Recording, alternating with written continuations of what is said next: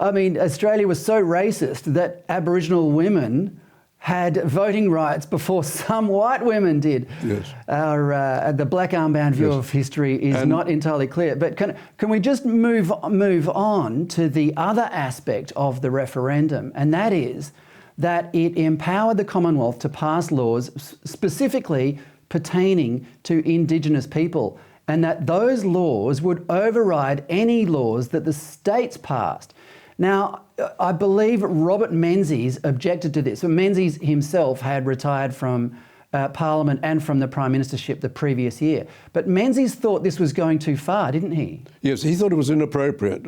Menzies' view, and this was confirmed to me by Reg Withers, who was a minister in the Menzies government, he confirmed that what Menzies thought was if you had a federal power which overrode the states, what would happen? You would create a terrible monstrosity, a bureaucratic monstrosity in Canberra. He saw what would happen in relation to ATSIC, for example. He saw the dangers of giving the power, and his comment was you can do everything you want to for the advantage of the Aboriginal people from a Commonwealth level by giving the states the money, because under Section 96, the Commonwealth is entitled to give money to the states on condition. So you could make a condition about how the states could spend that money in relation to the Aboriginal people. So Menzies' view, and this came out in a bill, there was a bill for a referendum which was to only repeal the section about counting the Aboriginal people. That was the one which was probably the most offensive for the modern Aboriginal people who are no longer nomadic people. There was no justification in having such a provision if there ever were. And the Cabinet was united on that view, and a bill was passed by both houses to that effect, so that we would have had a sensible bill in relation to the referendum which kept the power with the states, but meant that the counting provision would disappear.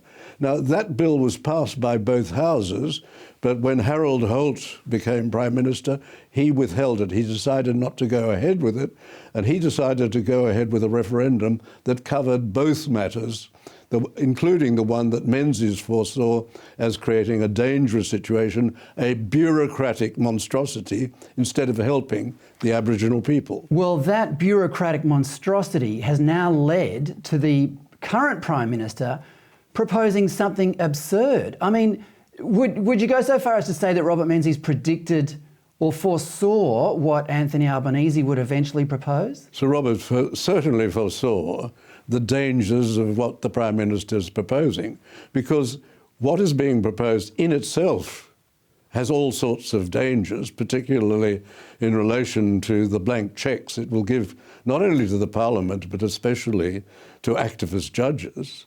It's not only that, it will also distract the elites from having to do anything about the real problems that Senator Price identifies particularly in the Northern Territory. They won't be dealing with those real problems. Instead, it will be virtue signalling. People will be repeating over and over the formula about the recognition of the traditional owners, that sort of thing, the waving of flags, a flag only recently contrived. All of these will become the way in which the elites will think that they're doing something wonderful for the Aboriginal people, and the same problem which is going on, has been going on since Nugget Coombs. That is the problem which is occurring in the remote areas where there's terrible violence and there's terrible sexual abuse, both of women and children, beyond anything acceptable in a modern society. That will continue unabated.